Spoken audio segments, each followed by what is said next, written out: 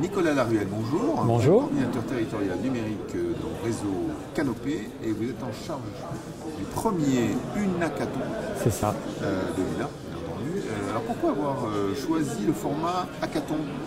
Alors on a souhaité mettre en place un hackathon pédagogique pour faire découvrir aux enseignants une nouvelle manière de travailler ensemble et de collaborer autour d'un défi à relever. Alors on sait souvent dans le numérique, effectivement, l'enseignant solitaire dans son coin a une durée de vie relativement limitée. Donc effectivement, la vocation d'un hackathon, c'est rapidement comprendre que multicompétences, travailler ensemble. On développe quoi pendant une journée sur un hackathon? Alors on développe des compétences et des notions autour du partage d'expériences, partage au niveau des pratiques pédagogiques et puis également on mise sur l'intelligence collective, c'est-à-dire que regrouper des enseignants d'horizons différents et on a un public diversifié permet d'aborder des questions sous un autre angle que ce que l'on ferait seul. Alors l'objectif quelque part du hackathon, on en a vu quelques-uns, la DNE l'organise, la Poitiers aussi, ils ont été les premiers. L'objectif c'est un peu évoquer un transfert possible de ce qu'ils font ici en classe. Tout à fait.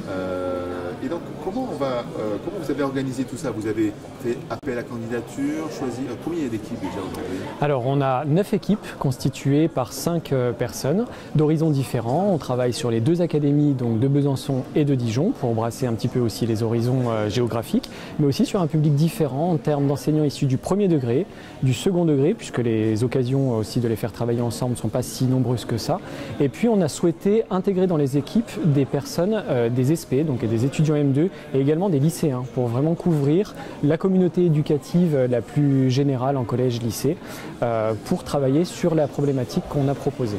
Donc on a une cinquantaine de personnes en gros. C'est ça, on a 45 personnes avec des facilitateurs. 45 qui travaillent pendant une journée. Le thème, il y a un thème, je crois qu'on a entendu vaguement. Oui, alors on a proposé une thématique de travail sur laquelle les équipes doivent plancher. Donc la thématique s'intitule « Le numérique dans mon quotidien d'élèves et d'adolescents ». Au service de mon épanouissement, de mon développement et de mes progrès. Point d'interrogation, puisque nous n'avons pas les réponses, c'est bien le but du jeu de l'Unhackathon, de chercher des solutions à cette problématique. Alors, comme l'UNA, l'Unhackathon est intégré au PAF, hein, et l'idée un peu c'est d'avoir une continuité post-UNA sur ce qui a été fait sur cette journée, c'est ça? Tout à fait. On a vraiment 2 objectifs, à la fois de faire vivre le moment aux enseignants, mais si les choses s'arrêtent à la fin de la journée, on n'a pas atteint l'objectif réel, puisque le but du jeu est bien de réussir à mettre en place le prototype qui sera proposé aujourd'hui. Et donc on a mis en place 4 journées de formation, plus de l'accompagnement par des formateurs tout au long de l'année scolaire à venir pour que les enseignants puissent concrétiser le projet qui sera lauréat. De toute façon, vous n'avez pas de recul sur l'exercice, hein. Peut-être vous avez participé à d'autres... Oui, j'ai pu participer à titre personnel à d'autres hackathons. Donc on s'inspire de ce que l'on a vécu, de ce qui a fonctionné, moins fonctionné, pour essayer d'améliorer et de proposer le meilleur à nos enseignants. Je dis, c'est pas un marathon de 24 heures, parce que nous ce qu'on a vu, c'était y bosser la nuit aussi, donc c'était vraiment dur. Hein. Tout à fait. Nous, on est sur un format sprint, volontairement, puisqu'en termes organisationnels, c'est quand même plus facile à mettre en place.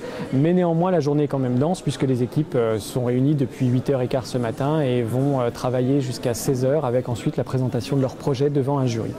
Alors j'imagine que si ça fonctionne bien, ça va se refaire, hein, quelque part, l'idée. Est-ce que ça pourrait se refaire tout au long de l'année aussi, sur d'autres types dans des bassins académiques, des choses comme ça? Alors oui, tout à fait. L'idée, c'est de diffuser ce type de pratique à différentes échelles. C'est-à-dire qu'il peut y avoir l'organisation d'événements similaires sur d'autres événements, forums du numérique éducatif par exemple, mais également d'essayer de le proposer à des établissements qui souhaiteraient banaliser un jour pour mettre en place un hackathon pédagogique propre à leur établissement.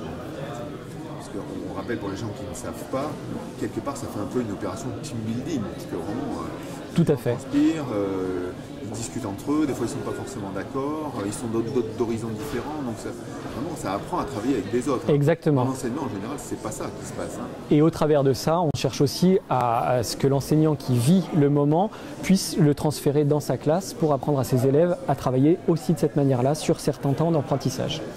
Très belle opération, mais on espère que ça va bien se dérouler, puis on verra ce soir les résultats. De toute façon, vous allez afficher peut-être un peu les projets qui sont sortis. Tout à fait, on fera une diffusion sur le site de l'UNA. Canopé ou de l'UNA. Merci Nicolas. Merci à vous.